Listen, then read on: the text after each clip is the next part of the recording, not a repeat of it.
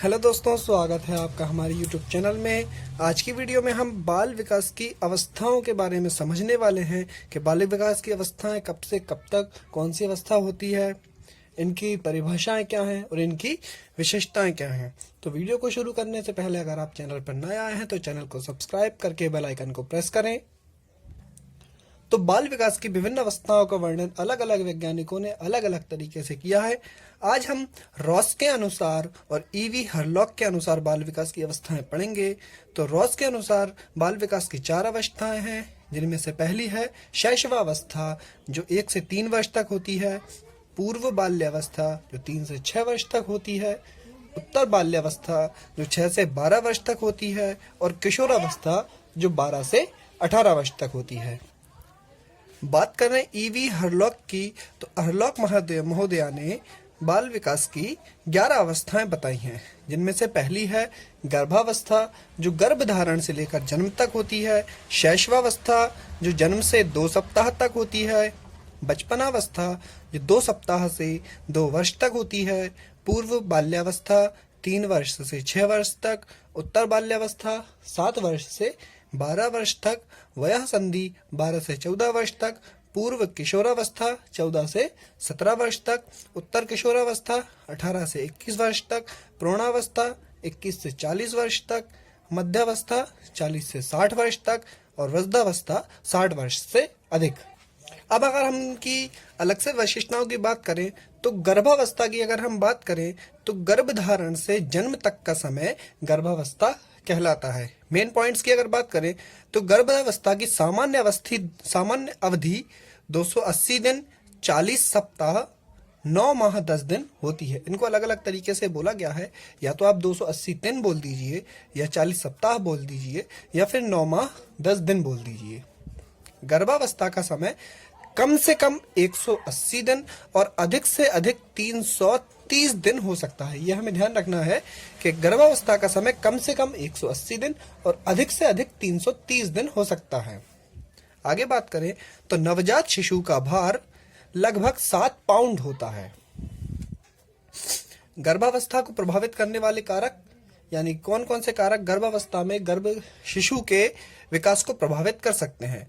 तो सबसे पहले माँ का स्वास्थ्य। अगर माँ स्वस्थ है तो शिशु भी स्वस्थ होगा, और अगर माँ स्वस्थ नहीं है तो शिशु भी स्वस्थ नहीं होगा। माँ का आहार, यदि माँ पौष्टिक आहार लेती है, अच्छा आहार लेती है, तो उसको शिशु पर अच्छा प्रभाव पड़ेगा। और यदि वह माँ अच्छा आहार नहीं लेती, अपने खान पान का ध्यान नहीं रखती, तो शिशु का विकास अवरुद्ध हो जाता है। अगली बात है माँ की आयु। माँ की आयु हमें ध्यान रखना है। यदि माँ की आयु 21 से 28 वर्ष के अंदर है तो शिशु की बुद्धि अच्छी होती है। यदि 21 वर्ष से कम या 28 वर्ष से अधिक है तो यह भी शिशु के विकास को प्रभावित करता है। अगला है माँ का शराब या तंबाकू का सेवन करना। यदि माँ धूम्रपान करती है, तंबाकू, जर्दा, गुटखा वगैरह खाती है या शराब वगैरह पीती है, तो ये भी उसके बालक के विकास को प्रभावित करता है। अगर हम बात करें विकास की अगली अवस्था की, तो वो है शैशवावस्था, जिसे अध्ययन के लिए हम जन्म से 5 वर्ष तक मानते हैं। जन्म से लेकर 5 वर्ष तक की जो अवस्था है वह हमारी शैशवावस्था कहलाती है। शैशवावस्था की कुछ प्रमुख परिभाषाएं यहाँ मैं बता रहा हूँ, जिनमें से पहली है हरलॉक के अनुसार। हरलॉक ने शैशवावस्था को खतरनाक काल या अपीली काल कहा है। वैलेंटाइन ने कहा है कि शैशवावस्था सीखने का आदर्श काल है। न्यूमैन ने कहा है कि 5 वर्ष तक की अवस्था मस्तिष्क के लिए बहुत ग्रहणशील है, यानी 5 वर्ष तक की अवस्था में बालक जो होता है बहुत अधिक ग्रहणशीलता अपनाता है, यानी वो अपने आसपास के वातावरण को ऑब्जर्व करता है और ज्यादातर चीजें सीख लेता है। अगली परिभाषा जॉन लॉक के अनुसार बालक का मस्तिष्क कोरी स्लेट या टेबुला रासा है। ये बहुत आईएमपी परिभाषा है जो पहले भी पूछी गई है। तो जॉन लॉक के अनुसार आप ध्यान रखें कि बालक के मस्तिष्क को कोरी स्लेट या टेबुला रासा जॉन लॉक ने कहा था। अगला है सिगमंड फ्राइड। सिगमंड फ्राइड ने कहा था कि शैशवावस्था में काम प्रवृत्ति होती है। जैसा हम जानते हैं, सिगमंड फ्राइड ने अपना जो मनोविश्लेषणात्मक सिद्धांत दिया था उसमें 5 अवस्थाएं बताई थी, जिनमें से शैशवावस्था में उन्होंने बताया था कि काम प्रवृत्ति शैशवावस्था में होती है। आगे हम बात करते हैं शैशवावस्था की विशेषताओं की। तो जो शैशवावस्था में जो शिशु होता है स्व स्वार्थी व स्व केंद्रित होता है, उसे सिर्फ अपने आप से मतलब होता है, उसे अपने परिवार वालों के आसपास रहने के अलावा कोई मतलब नहीं होता। वो सिर्फ अपना ध्यान रखना, सिर्फ अपनी आवश्यकताओं की पूर्ति चाहता है। वह आत्म केंद्रित होता है। अजीबो गरीब अवस्था शैशवावस्था को कहा जाता है। संस्कारों के निर्माण की आयु, ये शैशवावस्था को कहा जाता है क्योंकि व्यक्ति का जो ज्यादातर संस्कार होते हैं वो इसी आयु में आ जाते हैं। यदि उसका चरित्र अच्छा होना है तो इसी आयु में उसका चरित्र निर्माण शुरू हो जाता है, और यदि वो उसका चरित्र बिगड़ता है तो आगे भी ज्यादातर बिगड़ता ही जाता है। इस अवस्था को बादशाह अवस्था कहा जाता है क्योंकि इस आयु में शिशु लगभग बादशाह की तरह होता है। उसे हर तरह का आराम मिलता है और उससे किसी भी तरह की कोई उम्मीद नहीं की जाती। नंबर 14 अगला है नैतिक अभाव की अवस्था। इस अवस्था में शिशु में नैतिकता का अभाव होता है। अगला है सीखने का आदर्श काल। इस अवस्था में शिशु ज्यादातर चीजें सीखता है और इसे ही सीखने का आदर्श काल कहा जाता है। भावी जीवन की आधारशिला और अनुकरण द्वारा सीखने की अवस्था। इस अवस्था में शिशु ज्यादातर चीजें अनुकरण यानी नकल द्वारा सीखता है। बात करें अगली अवस्था की, तो अगली अवस्था है हमारी बाल्यावस्था, जिसे 6 वर्ष से 12 वर्ष तक माना गया है। बाल्यावस्था का अध्ययन काल, जिसमें बाल्यावस्था का अध्ययन किया जाता है, वह है शिशु का 6 वर्ष तक से 12 वर्ष तक का समय। इसकी कुछ प्रमुख परिभाषाएं। सबसे पहली परिभाषा कॉल एवं ब्रुश के अनुसार, कॉल एवं ब्रुश ने बाल्यावस्था को जीवन का अनोखा काल कहा। सिगमंड फ्राइड ने बाल्यावस्था को जीवन का निर्माणकारी काल कहा। विलियम किलपैट्रिक ने बाल्यावस्था को प्रतिद्वंद्वात्मक समाजीकरण का काल कहा। रॉस ने बाल्यावस्था को छद्म मिथ्या परिपक्वावस्था कहा। बर्ट ने कहा कि बाल्यावस्था बिना काम के भ्रमण का काल है। इस अवस्था में शिशु बिना किसी बात के यहाँ वहां घूमता रहता है, यानी बिना किसी काम के ही भ्रमण करता रहता है। आगे हम बात करें बाल्यावस्था की विशेषताओं की, तो ये शिक्षा की दृष्टि से महत्वपूर्ण काल है क्योंकि इसी अवस्था में बालक का प्राइमरी या नर्सरी में एडमिशन किया जाता है। वह अपनी प्राथमिक शिक्षा को ग्रहण करता है और ज्यादातर शिक्षा की शुरुआत करता है। नंबर दूसरा है खेल की आयु। इस अवस्था में बच्चे में खेलने की प्रवृत्ति अधिक पाई जाती है। समूह, दल या टोली की आयु, ये आपको ध्यान रखना है। ये क्वेश्चन बनता है कि समूह, दल या टोली की आयु किसे कहा जाता है, तो इसका उत्तर बाल्यावस्था होता है क्योंकि इस अवस्था में बालक में समूह में रहने की प्रवृत्ति आ जाती है। अगला है चुस्ती की आयु, गंदी आयु, मूल दुश्चिंता की अवस्था, नैतिक गुणों का विकास। अब जैसा हमने अभी पढ़ा था कि शैशवावस्था में संस्कारों का निर्माण होने लगता है और फिर बाल्यावस्था में नैतिक गुण जो होते हैं उनका विकास होता है। नंबर अगला है कल्पनाशीलता एवं अमूर्त चिंतन के प्रारंभ का काल, यानी इस अवस्था में बालक अपनी कल्पनाशीलता और अमूर्त चिंतन को प्रारंभ कर देता है।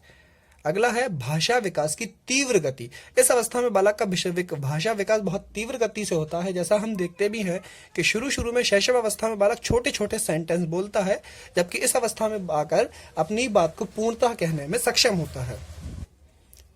विकास की हमारी अगली और एक महत्वपूर्ण अवस्था है किशोरावस्था। किशोरावस्था से हमारे ज्यादातर क्वेश्चन पूछे जाते हैं। जब भी बाल विकास की अवस्थाओं से क्वेश्चन आता है उसमें से ज्यादातर चांसेस होते हैं कि वो किशोरावस्था से पूछा जाता है। तो किशोरावस्था की परिभाषाओं के बारे में हम बात करें तो पहली परिभाषा हम लेंगे स्टैनली हॉल की। तो स्टैनली हॉल ने कहा था कि किशोरावस्था बड़े संघर्ष, तनाव, तूफान व दबाव का काल है। ये परिभाषा पहले भी पूछी गई थी, इसलिए हम इसको रिपीट करते हैं कि स्टैनली हॉल ने कहा था कि किशोरावस्था बड़े संघर्ष, तनाव, तूफान व दबाव का काल है। रॉस ने कहा कि किशोर समाज सेवा के आदर्शों का निर्माण व पोषण करते हैं। इसके बाद अगली परिभाषा है हमारी वैलेंटाइन की। वैलेंटाइन ने कहा कि किशोरावस्था अपराध प्रवृत्ति के विकास का नाजुक समय है।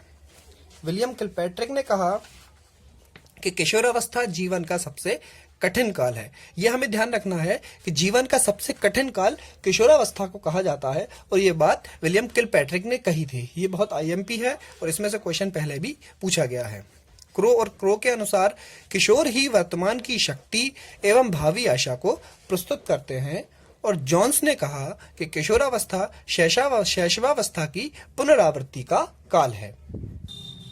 बात करें किशोरावस्था की विशेषताओं की तो इसे नए जन्म का काल कहा स्टैनली हॉल ने।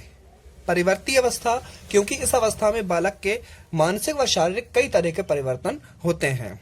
जीवन का स्वर्ण काल, जैसा कि हम जानते हैं किशोर अवस्था जीवन का सबसे अच्छा समय है और इसी को जीवन का स्वर्ण काल और बसंत ऋतु कहा जाता है। इसी अवस्था में किशोर में देशभक्ति की भावना उत्पन्न होती है, वीर पूजा की प्रवृत्ति होती है, वो वीरता के काम करना चाहता है, अपने रोल मॉडल के प्रति उसकी श्रद्धा बढ़ती जाती है।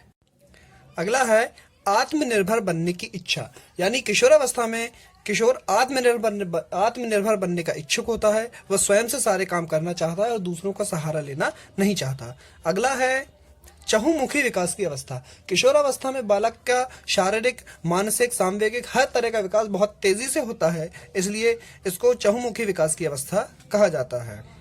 अगला है पॉइंट है हमारा व्यवसाय चुनाव की चिंता, यानी इस अवस्था में किशोर बड़ा कंफ्यूज होता है कि उसे फ्यूचर में जाकर क्या बनना है या वो क्या करना चाहता है। इस बारे में किशोर ज्यादातर कंफ्यूज रहता है और उलझा हुआ रहता है, इसलिए इस अवस्था को व्यवसाय चुनाव की चिंता की अवस्था कहा जाता है। अगला पॉइंट है हमारा दिवा स्वप्न की प्रवृत्ति। दिवा स्वप्न का मतलब आप जानते ही होंगे, जो कि ख्याली पुलाव पकाना जिसको बोला जाता है, यानी अपने मन में कई ऐसी कल्पनाएं बना लेना कि मुझे ये करना है, मुझे वो करना है, मुझे डॉक्टर बनना है, इंजीनियर बनना है, जिसको बोलते हैं बैठे बैठे सपने देखना। तो यही दिवा स्वप्न की प्रवृत्ति होती है किशोरावस्था में। अगला है पीढ़ियों में अंतर के कारण मतभेद। अक्सर आपने देखा होगा किशोर यही कहते हैं कि मम्मी आप मेरी बात नहीं समझती, पापा आप मेरी बात नहीं समझते, क्योंकि जनरेशन गैप की वजह से उनके मतों में अंतर होता है और पीढ़ियों में अंतर के कारण मतभेद, उनके विचारों में मतभेद होता है। अगला है समस्याओं की आयु व उलझन की अवस्था। इस अवस्था में किशोर को ज्यादातर समस्याओं और उलझन का सामना करना पड़ता है। वो कई तरह के उसे कंफ्यूजन होते हैं और उसकी कंफ्यूजन दूर करने का भी प्रयास करता है। अगर हम आगे बात करें तो किशोरावस्था के विकास के सिद्धांत। किशोरावस्था में विकास के 2 सिद्धांत होते हैं। नंबर पहला त्वरित विकास का सिद्धांत, नंबर दूसरा क्रमिक विकास का सिद्धांत। त्वरित विकास का सिद्धांत, इस सिद्धांत के समर्थक स्टैनली हॉल है। तो त्वरित विकास के सिद्धांत का समर्थन स्टैनली हॉल ने किया। इनके अनुसार शैशवावस्था व बाल्यावस्था में अचानक कोई परिवर्तन नहीं होते। शैशवावस्था व बाल्यावस्था नॉर्मल कंडीशन से चलती हैं, जबकि किशोरावस्था में जो भी परिवर्तन होते हैं वो अकस्मात यानी अचानक से होते हैं। जबकि दूसरे हम सिद्धांत की बात करें तो दूसरा सिद्धांत है हमारे क्रमिक विकास का सिद्धांत। जब इस सिद्धांत के समर्थक थॉर्नडाइक व हॉलिंगबर्थ हैं, यानी क्रमिक विकास के सिद्धांत का समर्थन थॉर्नडाइक व हॉलिंगबर्थ ने किया। इनके अनुसार किशोरावस्था में जो भी परिवर्तन होते हैं वो एकदम ना होकर धीरे धीरे व क्रमानुसार होते हैं। त्वरित विकास के सिद्धांत में इन्हें एकदम बताया गया, जबकि क्रमिक विकास के सिद्धांत में इन्हें धीरे धीरे क्रमानुसार बताया गया। आज की वीडियो में इतना ही। अगर आपको वीडियो पसंद आई हो तो वीडियो को लाइक करें, कमेंट करें, शेयर करें और चैनल को सब्सक्राइब करके बेल आइकन को प्रेस करें।